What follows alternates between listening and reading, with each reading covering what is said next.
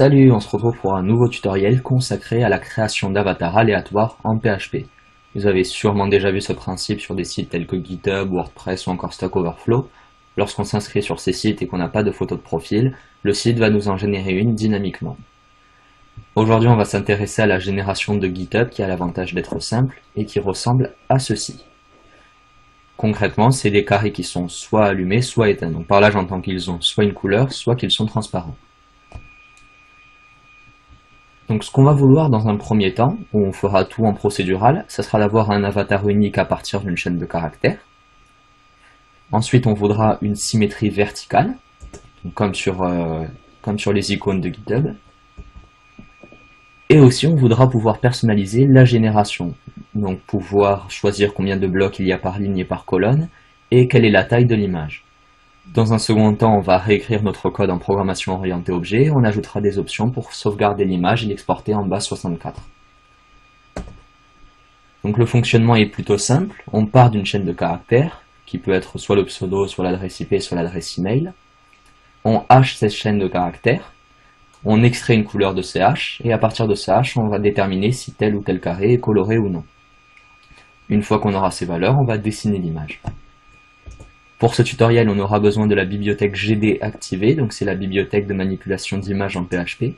Si vous êtes sous WAMP, ça se situe dans PHP, PHP extension, PHP GD2. Vérifiez qu'elle soit bien cochée, normalement elle ne l'est pas par défaut. Si vous êtes sur un autre système d'exploitation ou sur autre chose que WAMP, je vous laisse chercher vous-même quelle est la procédure à suivre. J'ai créé un dossier avatar vidéo, et dedans on va tout de suite aller créer un nouveau fichier que je vais nommer avatar.php.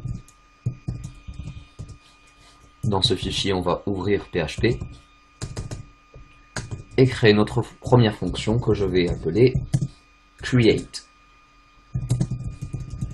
Cette fonction prendra en paramètre une chaîne de caractères. Et la première chose à faire avec cette chaîne de caractères, c'est la hacher. Pour la hacher, on va utiliser la fonction md5 qui a l'avantage de retourner un hash sous forme hexadécimale, ce qui va nous permettre de récupérer une couleur beaucoup plus facilement. Je vais créer une nouvelle variable hash, et dedans je vais y stocker le résultat de md5 de string. Ensuite, on doit récupérer une couleur à partir de ce hash. Comme le hash est sous forme hexadécimale, on a juste à récupérer 6 caractères. Moi je vais récupérer les 6 premiers, mais vous pouvez récupérer n'importe lesquels. Cette couleur, je vais la stocker dans une variable que je vais appeler color, et ça sera égal à substr h06 pour récupérer les 6 premiers caractères. Si je fais un echo de color et que je vais créer un autre fichier dans lequel je vais faire appel à ma fonction, donc ce fichier va s'appeler index.php. Dedans, je vais ouvrir PHP, inclure mon fichier require avatar.php et que je fais appel à la fonction create en lui passant en paramètre une chaîne de caractères.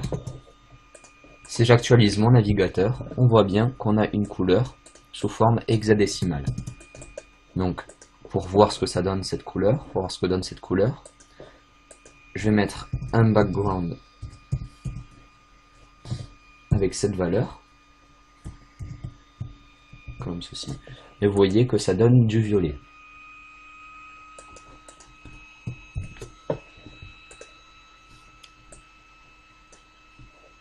Une fois qu'on a fait ça, on va devoir déclarer notre image. Pour déclarer notre image, on doit utiliser la fonction imageCreate.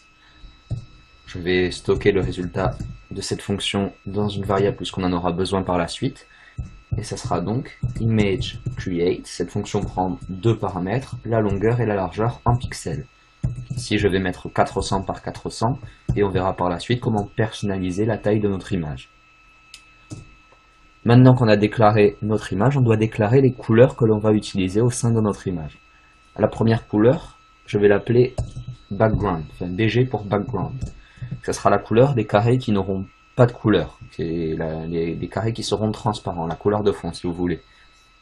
Pour déclarer une couleur, on doit utiliser la fonction imageColorAllocate. Cette fonction prend 4 paramètres. Le premier, c'est l'image dans laquelle on veut insérer notre couleur. Donc, notre image, c'est la variable image. Et les trois autres paramètres, c'est la couleur sous forme RGB. Donc moi, en fond, j'ai choisi de mettre du blanc, donc je vais mettre 255, 255, 255 pour avoir une couleur blanche. Maintenant qu'on a déclaré notre couleur de fond, on doit déclarer la couleur des carrés qui seront allumés, qui auront une couleur. Le problème, c'est que ici, dans Color, on a une couleur sous forme hexadécimale et non pas sous forme RGB. Normalement, si vous avez une couleur comme ceci, imaginons la couleur blanche en hexadécimale, vous avez FF, FF, FF. En RGB, ça donne 255, 255, 255. En fait, en hexadécimal et en RGB, on retrouve les mêmes informations. L'hexadécimal stocke aussi les valeurs de rouge, de vert et de bleu comme le RGB, sauf qu'il faut couper chaque deux caractères pour faire apparaître ces valeurs. Comme ceci. En prenant les deux premiers caractères en hexadécimal et en les décodant, on obtient 255. Pareil pour les deux du milieu, on obtient 255. Et si on décode les deux caractères de fin, on obtient 255. Donc par décoder, j'entends qu'on les remet sous base de 10, puisque l'hexadécimal, c'est sous base de 16. C'est ce qu'on va faire en créant notre nouvelle couleur, la couleur des carrés allumés, que je vais stocker dans une variable color. On va aussi faire un image color allocate, comme ceci, toujours dans notre image. Mais maintenant, on doit décoder les deux premiers caractères pour avoir notre teinte de rouge. Donc pour ça, on utilise la fonction xdec qui, elle, permet de remettre sous base de 10 l'hexadécimal. Et on lui passe en paramètre les deux premiers caractères de color. Donc, substr, color, 0, 2. Une fois qu'on a fait ça, on va copier ce code, ce morceau de code. Et on va refaire la même chose, cette fois pour les deux caractères du milieu de color. Et on fait la même chose pour les deux derniers caractères. Une fois qu'on a déclaré notre image et nos couleurs, on va devoir parcourir notre avatar, chaque carré de notre avatar. On a vu que cet avatar, c'était une grille de 5 par 5. Donc, pour parcourir chaque carré, on va utiliser deux boucles for imbriquées. La première, donc for x égale 0, x plus petit que 5, x plus plus, et à l'intérieur, on remet une boucle qui, elle, va parcourir les lignes. Donc la boucle X parcourt chaque colonne et la boucle Y, elle, va parcourir chaque ligne. Donc pour Y égale 0, Y plus petit que 5, Y plus plus, comme ceci. Là, vous voyez que j'ai directement mis plus petit que 5. On verra par la suite comment personnaliser le nombre de carrés par ligne et par colonne. Maintenant, on doit déterminer si le carré qu'on est en train de parcourir a une couleur ou s'il est transparent.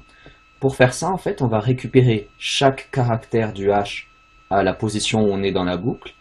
On va décoder ce caractère, donc on obtiendra un nombre. Et ce nombre, on va regarder s'il est pair ou s'il est impair. S'il est pair, il aura une couleur. S'il est impair, il aura la couleur de fond. Donc pour récupérer chaque caractère, déjà on doit savoir à quelle position on est dans la boucle, quel carré on est en train de parcourir. On a vu que notre avatar, ça pouvait être représenté comme ceci. Des carrés numérotés, 0, 1, 2, 3, 4, 5, 6, 7, 8, ainsi de suite, ainsi de suite. Donc moi, j'aimerais bien récupérer ça. Donc on va faire un echo. Et on voit qu'à chaque tour de boucle X, on augmente de 5, puisqu'à l'intérieur, ici, on a une autre boucle qui se lance 5 fois. Donc à chaque fois que X augmente de 1, ici, notre nombre augmentera de 5. Donc on va faire echo X fois 5.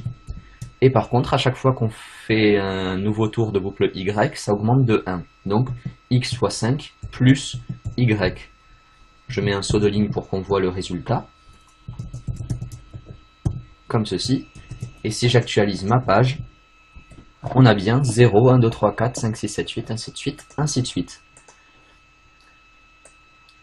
Une fois qu'on a ça, on va récupérer le caractère qui se situe à la position du carré, le caractère du hash qui se situe à cette position. Par exemple, au premier tour de la boucle X, premier tour de la boucle Y, on récupérera le premier caractère de hash.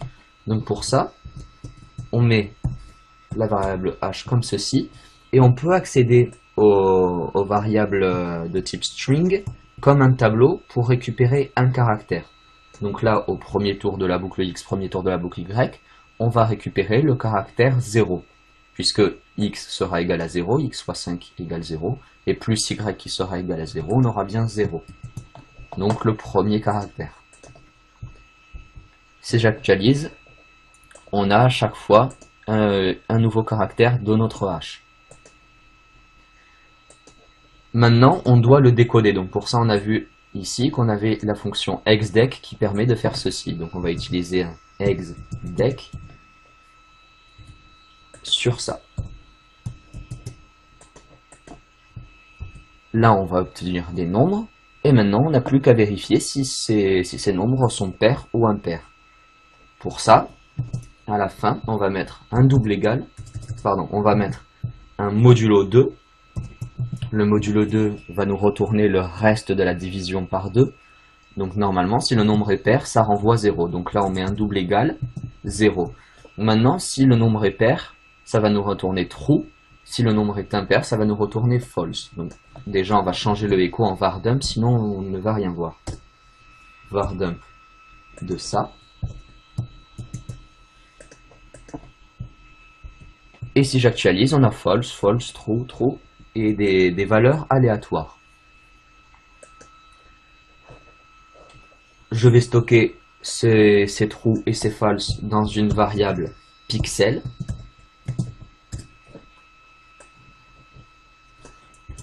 On va créer une nouvelle variable qui va s'appeler pixel color, qui par défaut sera égale à bg. Mais par contre, si pixel vaut true, dans ces cas-là, pixel color sera égal à color, soit la couleur qu'on a définie ici, et qui correspond à la couleur qu'on avait trouvée dans notre hash. Maintenant qu'on a la couleur de notre carré qu'on est en train de parcourir, on doit le dessiner sur l'image. Donc pour dessiner un carré sur une image, on doit utiliser la fonction ImageFilledRectangle. Cette fonction prend 6 paramètres. Le premier, c'est l'image dans laquelle on veut dessiner nos carrés. Donc là, c'est toujours la variable image. Le deuxième paramètre, c'est la position x de départ. Donc là, c'est x fois la taille de notre carré. Comme on a une image de 400 par 400 et qu'on a 5 carrés par colonne et par ligne, chaque carré va faire 80 pixels par 80 pixels. Donc là, ici, la position x de départ, ça sera x fois 80. Imaginons qu'on en soit là au premier tour de la boucle x. Dans ce cas-là, les carrés seront collés sur la valeur 0 de l'axe x. Le troisième paramètre, c'est la position y de départ cette fois. Donc là, c'est toujours y fois la taille de notre carré, fois 80. Le quatrième paramètre, c'est la position x de fin cette fois. Donc c'est x plus 1 fois 80. Le cinquième paramètre, c'est la position y d'arrivée. Donc y plus 1 fois 80. Et le dernier paramètre, c'est la couleur qu'on veut donner à ce carré. Donc ici, c'est notre variable pixel color, qui vaut soit la couleur de fond, soit la couleur que l'on a définie plus haut. Maintenant que l'on a dessiné chaque carré sur notre image, on va l'afficher. Donc pour ça, on sort de la boucle. Une fois que tous les carrés ont été dessinés, on met un header content-type .image/png pour dire au navigateur qu'on va afficher une image. Et ensuite, on utilise la fonction image-png qui va afficher notre image aux fonctions png. Donc là, on va afficher l'image comme ceci. Si j'actualise, on a bien un avatar unique pour chaque chaîne de caractères. Par exemple, si je change la chaîne de caractères, on va avoir une autre couleur. D'ailleurs, vous remarquez que là, on avait le violet qu'on avait vu au début. Si je change, on a bien une autre couleur et une autre forme. Donc là, on s'aperçoit d'un problème, c'est qu'on avait parlé de symétrie verticale, et là, on l'a pas du tout. Cela vient du fait qu'on va régénérer de nouveaux carrés, et ce, peu importe la colonne dans laquelle on est, alors que normalement, notre script devrait générer les 3 premières colonnes, et ensuite se baser sur les colonnes qui ont déjà été générées pour remplir les 4e et 5e colonnes. Donc on va rajouter ça dans notre script, on va rajouter une condition au niveau de pixels ici. On va dire si x est plus petit que 3, comme x part de 0, c'est-à-dire pour les 3 premières colonnes, puisque ça fera 0, 1 et 2. Si x est plus petit que 3, dans ce cas-là, on va générer normalement 2 nouveaux carrés avec de nouveaux caractères, à chaque fois un caractère nouveau de notre hash. Par contre, si on est sur les 2 dernières colonnes, on va changer un petit peu la génération. En fait, on va pas ici stocker les valeurs et les réutiliser ici. On va reprendre les caractères de notre hash qui ont servi pour générer les premières et deuxièmes colonnes. Donc pour ça, ici, au lieu de faire un x fois 5, on va mettre 4 moins x, je vais vous expliquer tout de suite pourquoi, 4 moins x fois 5. Et là, si on actualise, on a bien une symétrie verticale. Alors, qu'est-ce que ça fait? Si on regarde le schéma ici, cette colonne, pour le script, c'est la colonne 0. Celle-là, la colonne 1, celle-là, la colonne 2, celle-là, la colonne 3, celle-là, la colonne 4.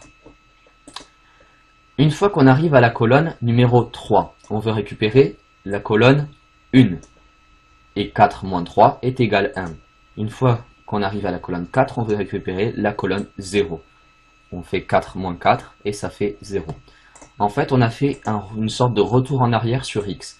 X valait 0, ensuite 1, ensuite 2, et ici avec le 4 moins x, quand x sera égal à 3, ici on va avoir un 1, et ensuite on va avoir un 0. C'est bien le fonctionnement que l'on souhaitait. Du coup, on se retrouve bien avec une symétrie verticale. On va continuer en ajoutant des options de personnalisation. La première chose que l'on va rajouter ici en paramètre, c'est le nombre de blocs par colonne et par ligne qu'on pourra spécifier à un nombre qu'on veut. Donc, par défaut, ça sera 5. Il y aura 5 blocs par ligne et par colonne. Et on va aussi rajouter un paramètre size qui sera la taille de notre image. Donc par défaut, 400. Avec ces options de personnalisation, on va rencontrer quelques problèmes. Le premier, c'est qu'on ne sait pas combien de colonnes on va devoir générer. Ici, on mettait directement 3 parce qu'on savait qu'il y avait 5 colonnes. Mais ici, on pourra mettre n'importe quel nombre. Donc, on va créer une nouvelle variable que je vais appeler toGenerate, qui sera égale à l'arrondi supérieur de blocs divisé par 2. Si bloc, mettons, est égal 5, dans ce cas-là, on aura bien 3. Et si bloc est égal 6, on aura 3 aussi. Ce qui est le fonctionnement que l'on veut. Comme on a rajouté une option pour mettre le nombre qu'on veut de blocs sur chaque colonne et chaque ligne, on va rencontrer un autre problème au niveau du hash. C'est qu'un HMD5 retourne, je crois, 40 caractères.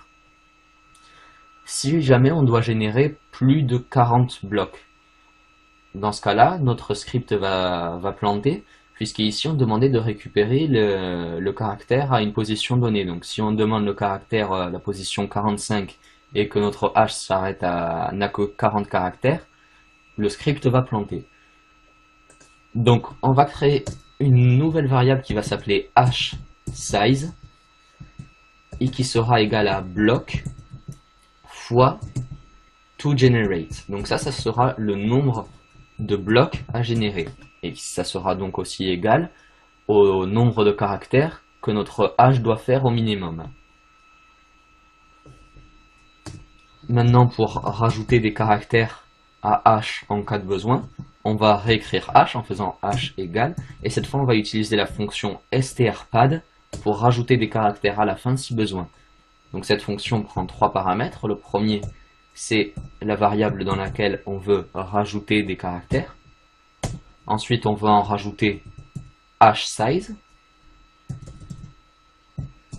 Et on veut les compléter, on veut compléter que ces caractères soient complétés avec les valeurs de h. Donc mettons que h fasse 40 caractères et qu'on en ait besoin de 40, et qu'on en ait besoin, oui, de 60, pardon. Ici, notre fonction va récupérer les 20 premiers caractères de h et les remettre à la fin de h. Et on aura donc bien un h qui fait 60 caractères et notre script pourra s'exécuter normalement. On doit aussi créer une nouvelle variable qui va s'appeler block size, puisqu'en lorsqu'on dessinait nos carrés, on mettait directement la valeur, mais ici, comme on a mis des options pour changer la taille de l'image, on va devoir gérer ça dynamiquement. Donc block size sera égal à size divisé par block. Donc là, mettons size est égal à 400. 400 divisé par 5, ça fait 80 pixels. Chaque carré fera 80 x 80. Donc après, quand on changera les valeurs, ça sera géré dynamiquement. Maintenant, on va devoir gérer au niveau des boucles, puisqu'au niveau des déclarations... Ah non, on a oublié ça, au niveau des déclarations de l'image. Ici, maintenant, au lieu de mettre directement 400 par 400, on va mettre notre paramètre size ici. Donc on mettra size et size. Maintenant, il ne nous reste plus qu'à changer tout le fonctionnement au sein de nos boucles. Donc déjà ici, x plus petit que 5, c'est plus valable puisqu'on pourra avoir un nombre plus grand de colonnes. Donc maintenant, c'est x plus petit que bloc. Pareil pour chaque ligne. Ici, x plus petit que bloc. Ici, on avait un x plus petit que 3. Maintenant, c'est x plus petit que toGenerate. Ici, vous vous souvenez, on faisait un retour en arrière sur x. Pour faire ce retour en arrière, en fait, on prenait la valeur maximale que x pouvait avoir, donc dans cette boucle, x au maximum peut être égal à 4, et à cette valeur, on soustrayait x. La valeur maximale que x peut avoir, c'est le nombre de blocs moins 1. Puisqu'ici, on dit si x tant que x est plus petit que bloc. Donc au lieu de mettre 4 ici, on va mettre bloc moins 1. Et ça nous permettra de faire le retour en arrière et donc de ne pas régénérer des nouvelles colonnes, mais de se baser sur les colonnes qui ont déjà été générées. Ici, on doit changer les 80, tous les 80 par block size.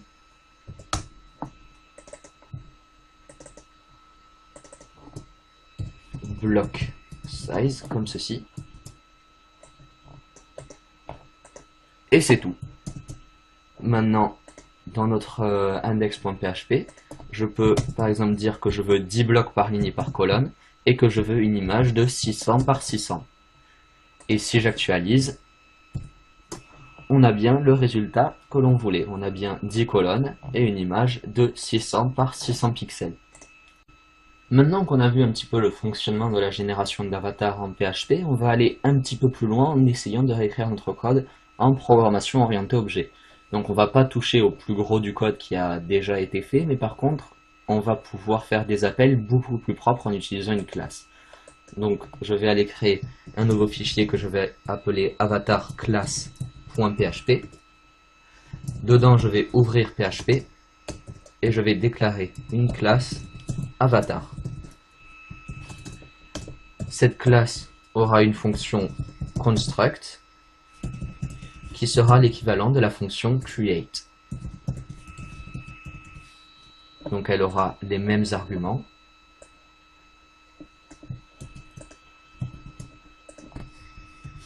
Et à l'intérieur, on y mettra le même code que notre fonction create, sauf au niveau de l'affichage. En fait, notre fonction construct ne va pas afficher notre image, mais va plutôt la sauvegarder dans une variable de notre classe avatar. Donc on va aller créer une variable d'instance, donc en privé. Donc on va faire private image. Et cette variable contiendra notre image lorsqu'on instanciera une nouvelle, notre classe avatar. Le problème, c'est que image PNG ne retourne pas notre image, mais l'affiche directement. Donc pour pouvoir la stocker, par exemple, imaginons si je fais un dis image égale image PNG de image.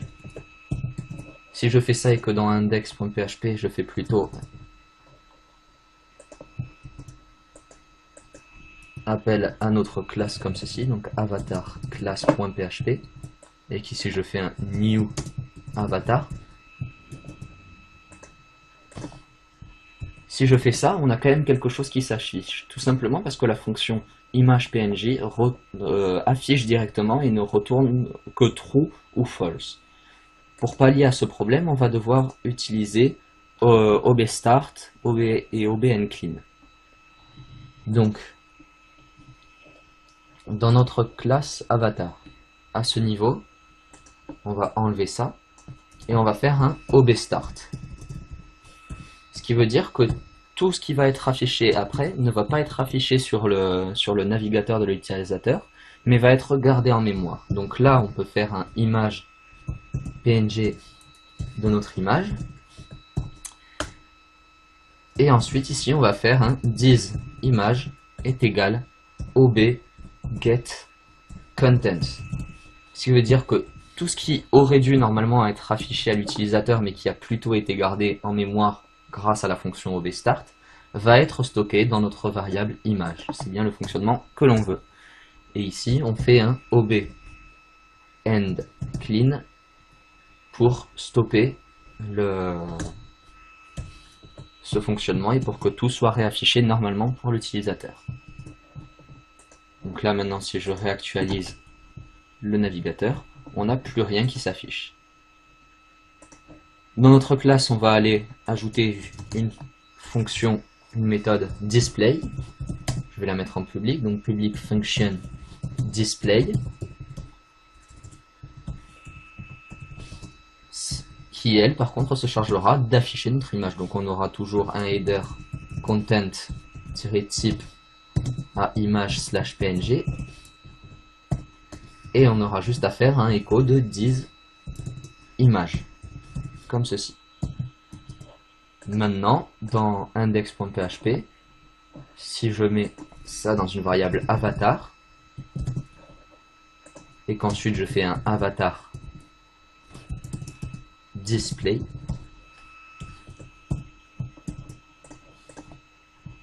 là on a bien notre image qui s'affiche. Maintenant on va rajouter encore quelques options. Donc une méthode pour exporter notre image en base 64 et une méthode pour sauvegarder notre fichier sur notre serveur. Donc la première méthode, on a dit que ça serait pour exporter notre image en base 64. Donc pour pouvoir par exemple l'afficher sans forcément l'avoir sauvegardé dans un fichier. Donc public function base 64. Cette fonction ne prendra aucun paramètre et fera un return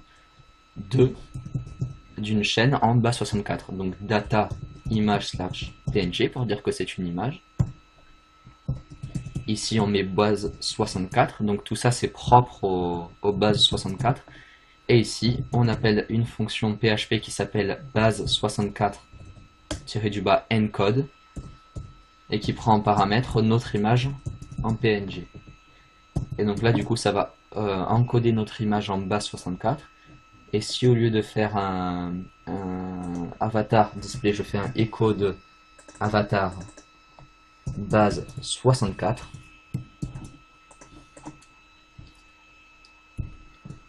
on a bien notre image en base 64. Donc par exemple, ce que je pourrais faire ici, ça serait de mettre une image et à la source, au lieu de mettre le chemin vers un fichier, je mets ça, un avatar base 64. Voilà, donc je peux supprimer cette ligne ici, comme ceci. Et si j'actualise, on a bien notre image qui est sous forme de base64. Donc faites quand même attention parce que ce n'est pas supporté encore par tous les navigateurs. Donc je pense notamment aux vieux navigateurs comme Internet Explorer 8 et je pense Internet Explorer 9, mais je n'en suis pas sûr. Maintenant, on va ajouter une méthode pour pouvoir enregistrer notre fichier qui va s'appeler save. Donc cette méthode prendra un paramètre, l'endroit où l'on veut sauvegarder notre image. Donc public function save, et qui prendra en paramètre un file name. Cette fonction, elle va juste faire un file underscore put contents qui permet d'écrire dans un fichier. Cette fonction prend deux paramètres. Le premier, c'est le file name, donc on lui passe directement en paramètre. Et le deuxième, c'est ce qu'on veut écrire dans ce fichier. Donc là, c'est diz.image. Pour aller encore un petit peu plus loin, on pourrait rajouter une condition ici en faisant un if file put contents. Donc si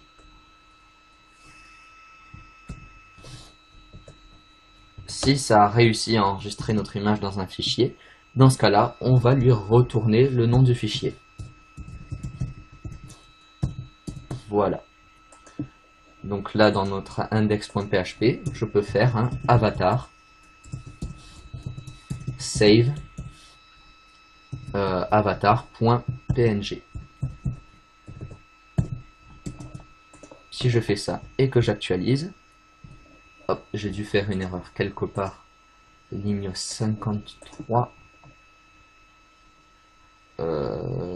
Ici, j'ai oublié une parenthèse, voilà, comme ceci.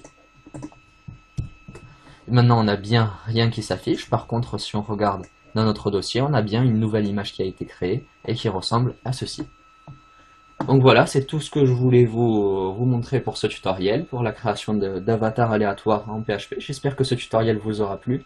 Si vous avez des questions, n'hésitez pas à me les poser en commentaire parce que je sais qu'il y a certaines choses que j'ai peut-être expliquées en bafouillant un peu.